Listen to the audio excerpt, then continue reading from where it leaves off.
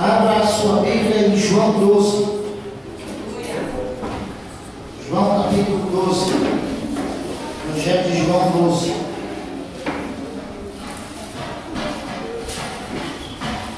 Glória a Deus.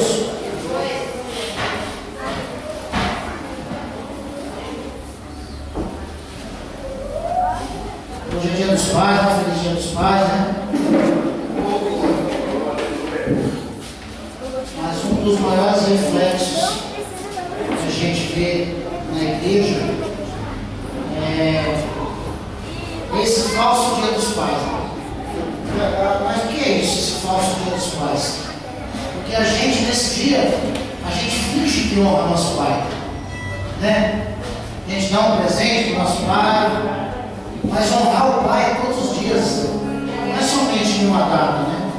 E o que se reflete para a igreja é que se nós não honramos o pai que nós temos no nosso lar, como honraremos aquele que não vemos que está aqui hoje? Isso é um dos reflexos que as pessoas têm quebrado diante de Deus. Porque se nós não honramos nosso pai, queremos honrá-los numa data, como honraremos o Senhor, que é o nosso pai, todos os dias da nossa vida? Muitas pessoas honram o nosso pai que está nos céus simplesmente num dia de domingo, ou sei lá, segundo domingo também, né, do Senhor.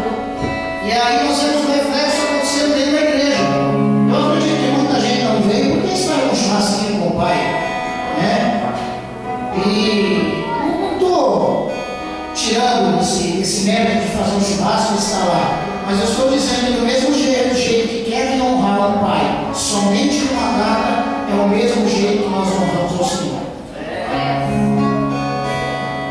O Espírito Santo falou muito forte comigo sobre uma mulher que honrou o seu pai, o Senhor, com todo gratidão. Aleluia! João 12. Glória a Deus! Aleluia!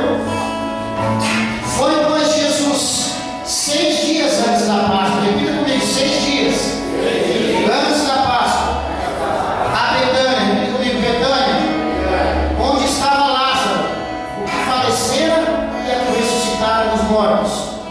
Fizeram depois ali uma ceia, e Marta servia, e Lázaro era um dos que estavam à mesa com ele.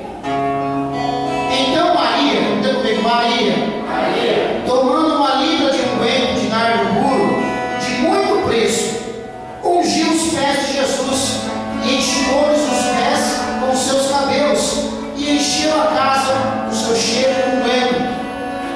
Então um dos seus discípulos, Judas Iscariotes, filho de Simão, que havia de traí-lo, disse: por que não se vendeu este unguento por 300 dinheiro e não deu aos pobres? Ora, ele disse isso não pelo cuidado que tivesse dos pobres, mas porque era ladrão, e tinha a bolsa, e tirava o que ali lançava. Disse, pois, Jesus: deixai-a para o dia da minha sepultura. Guardou isso, porque os pobres sempre os têm convosco, mas a mim nem sempre tens. E muita gente dos judeus soube que ele estava ali, e fora, não só por causa de Jesus, mas também para ver a Lázaro, a quem ressuscitaram os mortos. E os principais dos sacerdotes tomaram deliberação para também matar Lázaro, porque muitos dos judeus, por causa dele, iam e criam em Jesus. Amém? Baixe sua cabeça, vamos orar. Senhor Jesus, o Senhor, ó Pai, tenha controle, Pai, desse culto, Pai, desse domingo, Senhor. Que nós possamos, ó Pai, te adorar, Pai, em espírito, em verdade, Senhor. Que a tua palavra, Pai, venha como um bálsamo, Senhor, de cura, Senhor. Senhor, em nome de Jesus, Pai, eu peço que o Senhor fale conosco, não aquilo que quero falar, mas aquilo que preciso, Pai, falar com a sua igreja. Senhor, fala conosco em nome de Jesus, Pai. Senhor, nós te pedimos total liberdade nesse culto. Todo espírito maligno, Senhor, venha cair por terra em nome de Jesus. Amém? Glória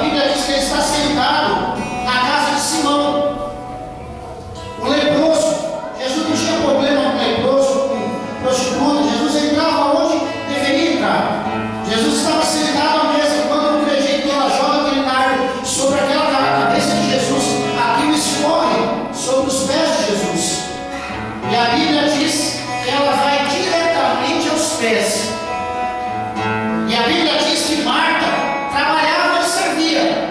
Versículos antes, Jesus olha para Marta e fala: Marta, por que você anda afadigada? Por que você está trabalhando demais? Por que você está se preocupando com a igreja, se preocupando com todas as coisas?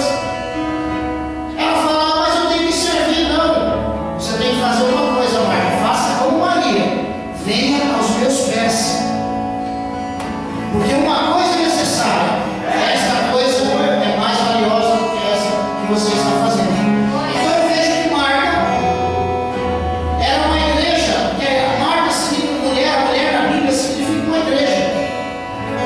Marta era uma igreja que trabalhava pela sua força, trabalhava pelas suas mãos, mas nós vemos Maria trabalhando pela intimidade de Deus. Nós vemos Maria, que é a outra igreja, trabalhando pelo secreto, pela oração, pela intimidade de estar aos pés do Senhor. Coisa que a igreja tem perdido nesses últimos dias é estar aos pés do Senhor. Nós vemos essa mulher pegando o que ela tinha de mais valioso. A Bíblia diz, os historiadores, melhor dizendo, dizem que o que ela quebra e o que ela joga aos pés do Senhor equivalia ao salário mínimo de hoje durante o trabalho de um ano. Quanto é o salário mínimo hoje?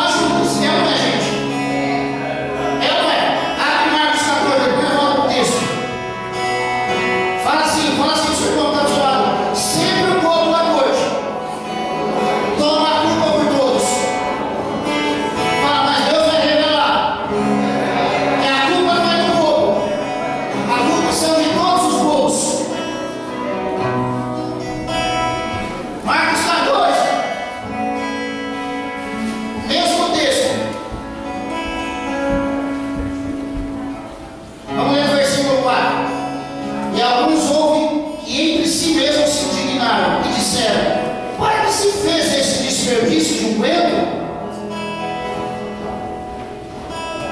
O que está escrito aí? E alguns houve que em si mesmos se indignaram e disseram: quantos alguns? Alguns é um ou é plural? Vamos para Mateus 26, não precisa abrir não. Aproximou-se dele uma mulher com um vaso de alabastros, versículo 7, 26, 7, com um unguento de grande valor, e derramou sobre a sua cabeça quando ele estava sentado à mesa.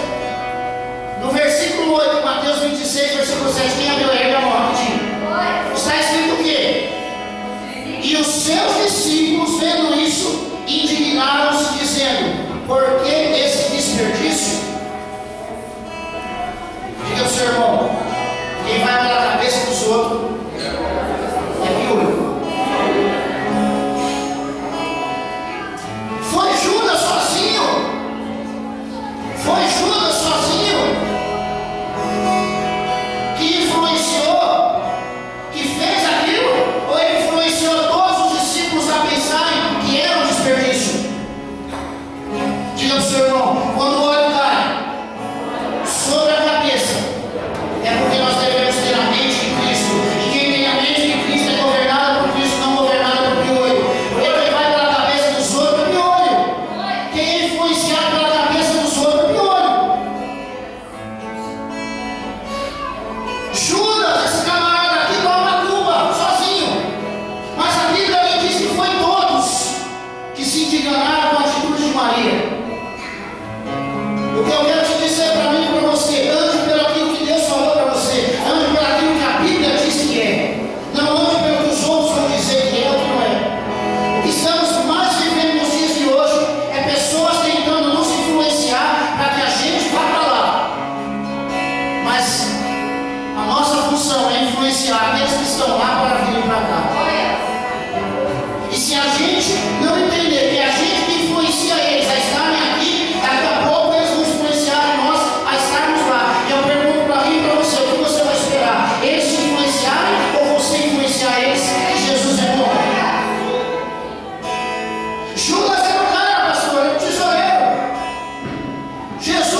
Judas teve a oportunidade de ir para o inferno. A Bíblia diz que eles esperavam um rei, Renato. Jesus é o rei, mas eles esperavam um rei que viesse de uma tribo rica e viesse salvar a humanidade. A Bíblia diz, depois de João, que eu acabei de ler, que Jesus veio montado sobre um jumento, filho de uma jumenta, um jumentinho.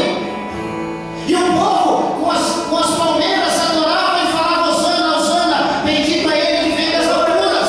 E Jesus gritando com um jumentinho.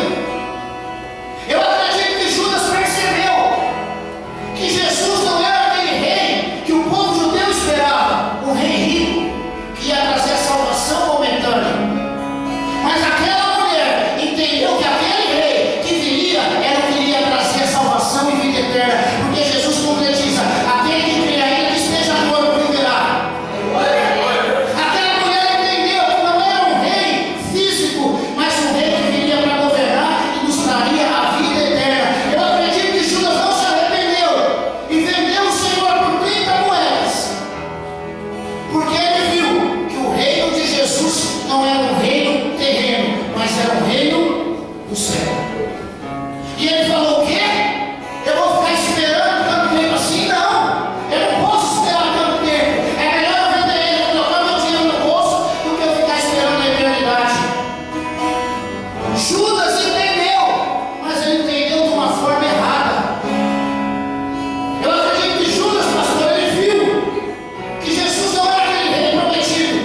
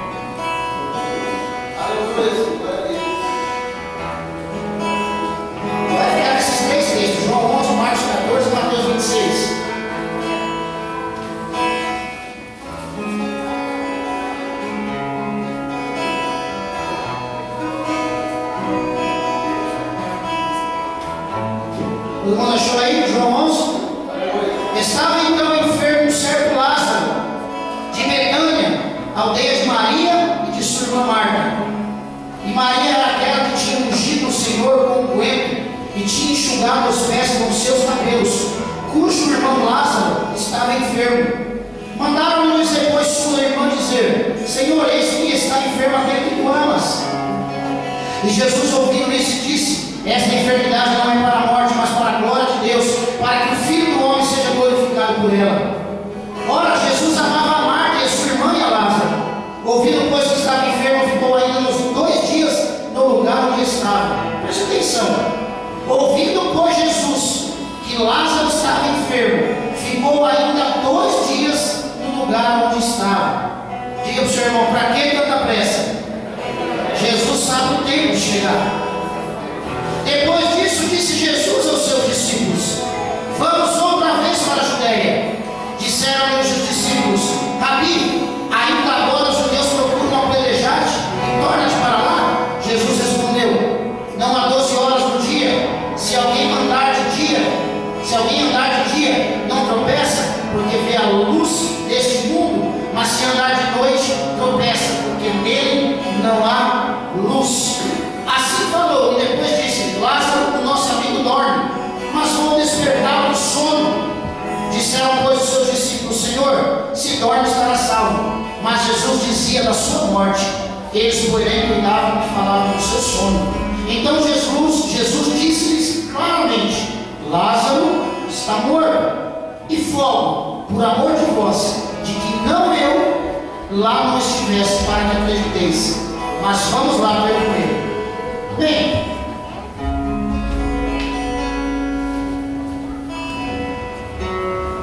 eu acabei de ler que Maria unge os pés do Senhor com unguento.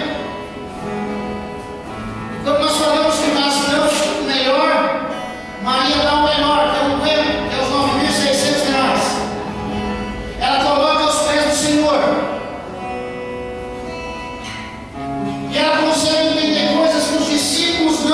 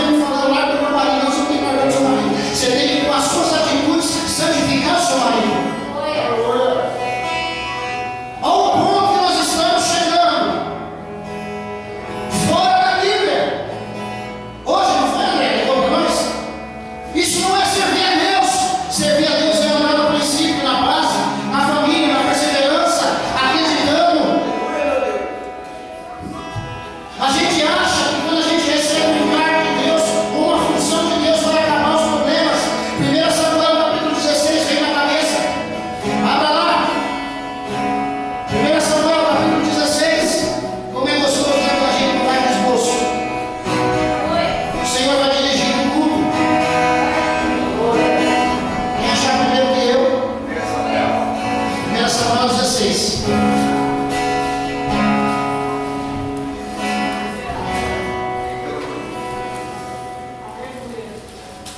Todo mundo achou aí, né, Zil?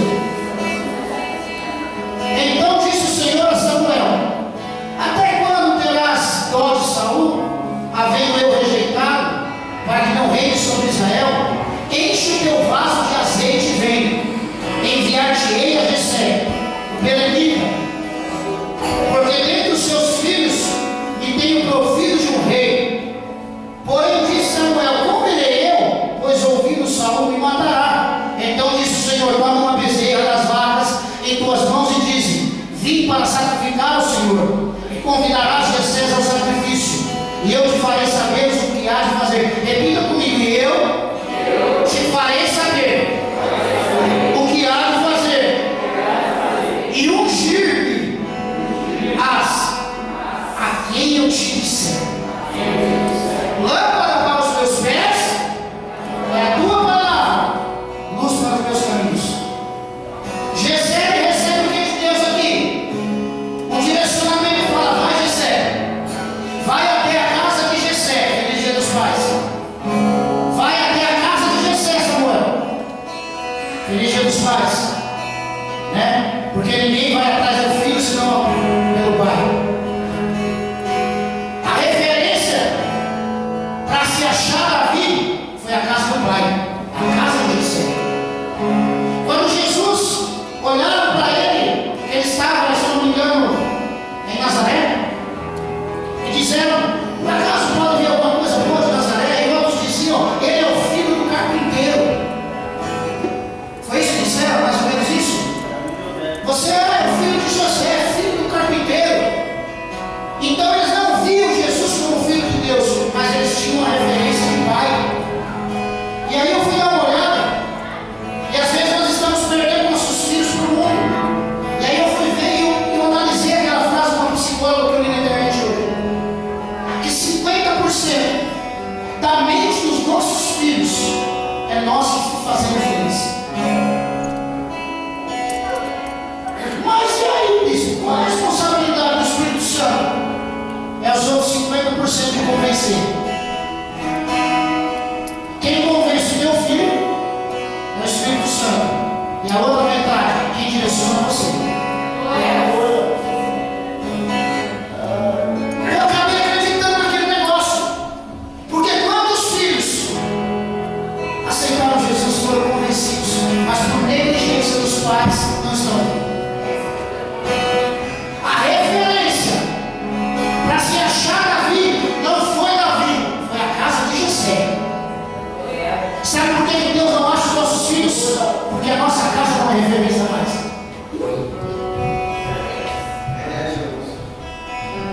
Sabe por que Deus não está achando mais nossos filhos, pastor? Porque a nossa casa não é mais referência. Diga para o seu irmão: tem que estar na casa.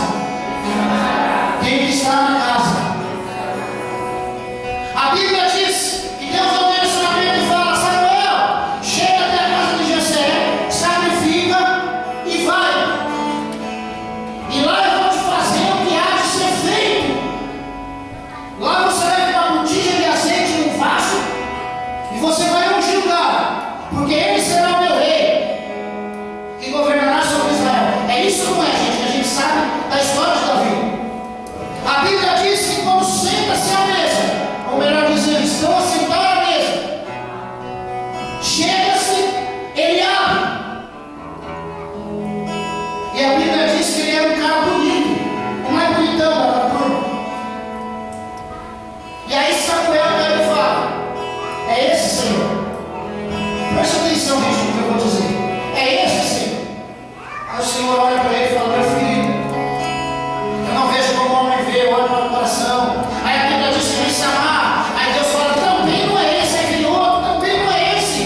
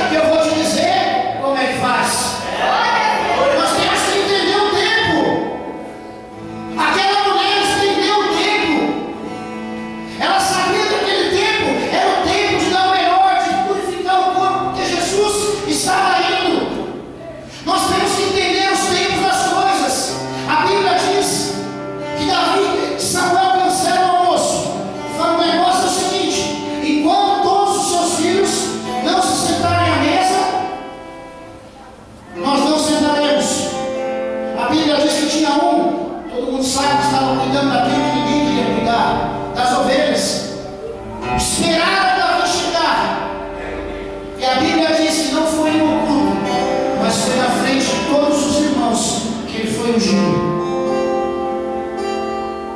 Só que o que tem a ver a unção que eu estou falando aqui com aquilo que nós estamos pregando?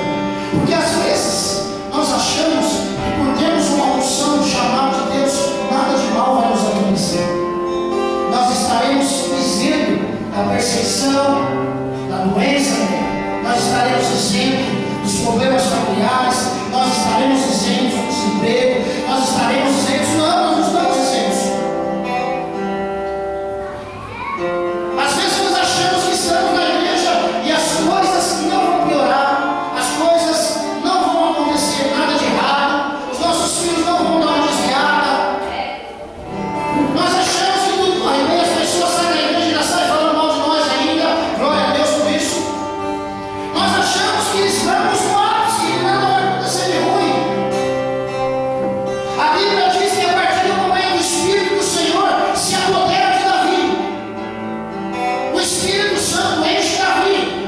Diga para o seu irmão todas as vezes que o Espírito Santo te encher, ele vai preparar uma guerra para você vencer. Aleluia! Porque só vence guerra quem está cheio. Só vence guerra quem está cheio de Deus, pastor. A primeira batalha de Davi é com o gigante Golias. Diga para o seu irmão, o que seria de você sem Golias na sua vida? Fala para ele, o Golias não vai te vencer no grito, mas você vai vencer em nome do Senhor. A primeira vez que Davi recebe a unção, roda no mistério, ele sai ali para fora da igreja, a prova vem. A Bíblia diz que ele já era rei, mas ele não tomou posse daquilo. Ele não tomou posse do propósito ainda. Ele tinha que passar por situações que só ele passaria, mas passaria com uma unção. Não passaria de nada por livre espontâneo, mas passaria porque Deus era com ele. O Espírito do Senhor tinha se apoderado dele. A Bíblia diz que esse vaso de alabastro, a Bíblia diz não, né? Os historiadores dizem que esse vaso de alabastro, ele era feito por gesso. Quando nós falamos que o vaso ele tem que ser quebrado nas mãos do oleiro, ele fala que o vaso de barro para ser feito de novo, fala de modelação da nossa vida. Mas quando fala de um vaso de gesso, fala de pureza. Fala só uma pessoa pura pode enxergar coisa que as outras não enxergam. Só uma pessoa no nível de santidade pode enxergar coisas que os outros não estão enxergando. Aquele vaso era de gesso branco, mais alto que a neve. E ali dentro havia riquezas que aos olhos da pessoa custavam muito, mas aos olhos daquela pessoa que enxergou o propósito não custava nada, porque aquilo que ela fazia do Senhor era o que ela estava fazendo em vida. Mas o que eu quero dizer com vida? Fazer em vida é o que a gente não costuma fazer. Se eu não me engano, é João 20, me recordo. Diz que o corpo de Jesus, José de Arimateia e Nicodemo, se eu não me engano, pegam o corpo de Jesus que estava morto. E eles vão purificar o corpo. E a Bíblia diz que eles dão 100 libras, 100 vezes mais do que Maria deu. Mas Jesus disse, sabe o que sobre Maria, irmãos? Que o que essa mulher fez em favor de mim será pregado todos os dias da minha vida e será lembrado. Ué, mas um seu Antônio deu 100 libras e o outro, Flávio, deu 1 libra. Maria deu 1 libra e os outros 100 deu 100. O que eu quero dizer? O corpo estava morto. José de Arimateia e Nicodemo eram discípulos do Senhor. Viam todos os sinais e todas as maravilhas que Jesus tinha feito. Então eles acreditaram. Então é mais fácil a gente fazer quando a gente está vendo que o milagre está próximo. Mas a Bíblia diz que Maria sempre foi acostumada a estar aos pés do Senhor. E ela estava mais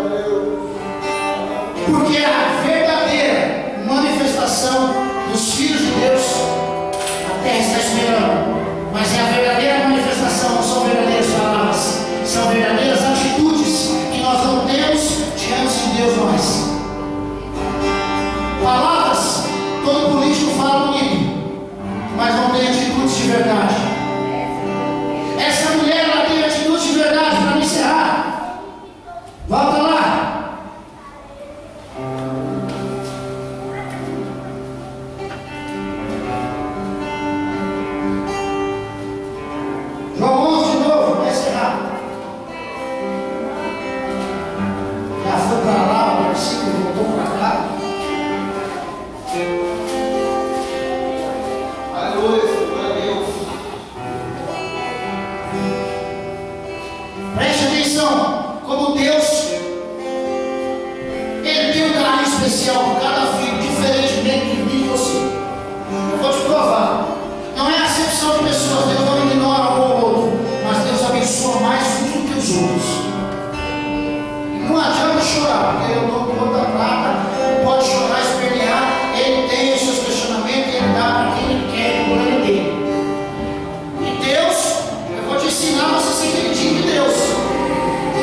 Preste atenção.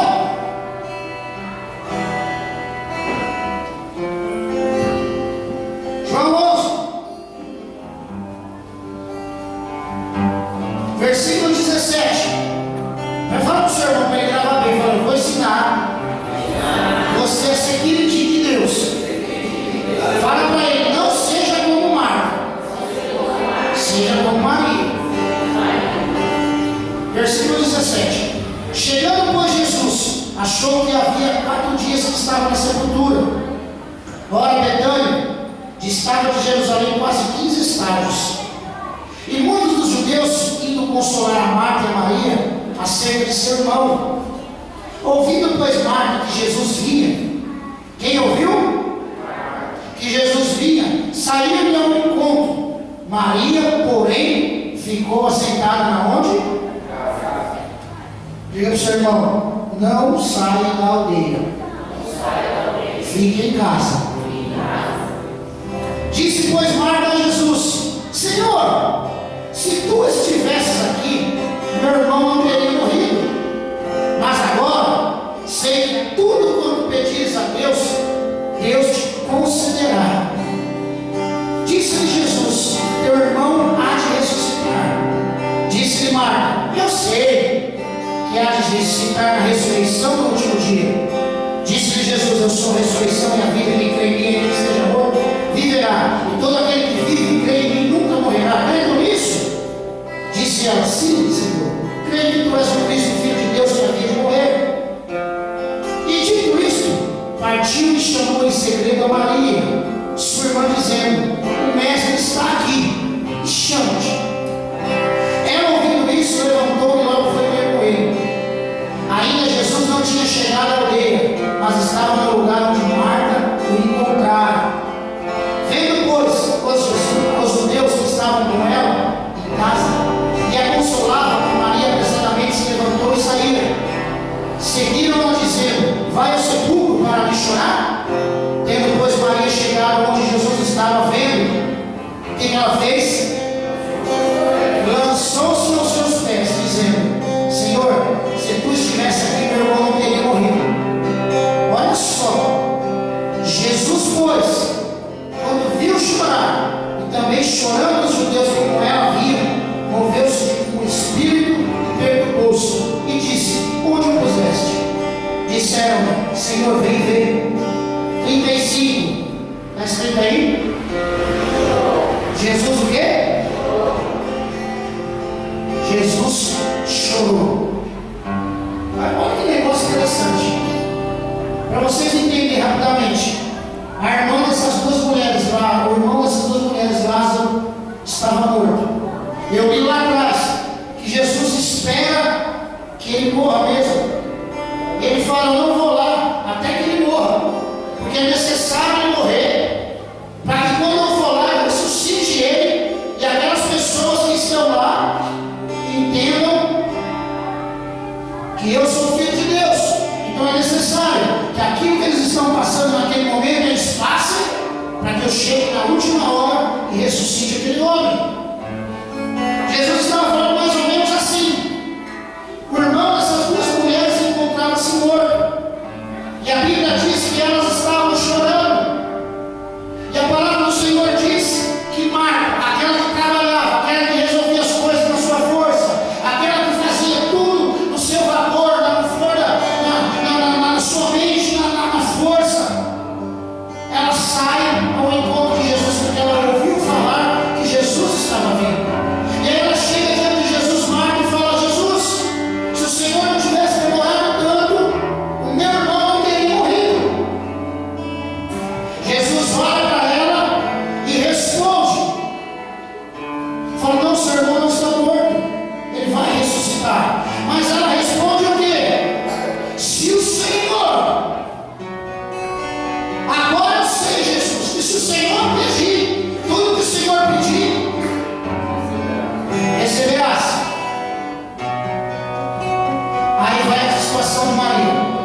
diferença.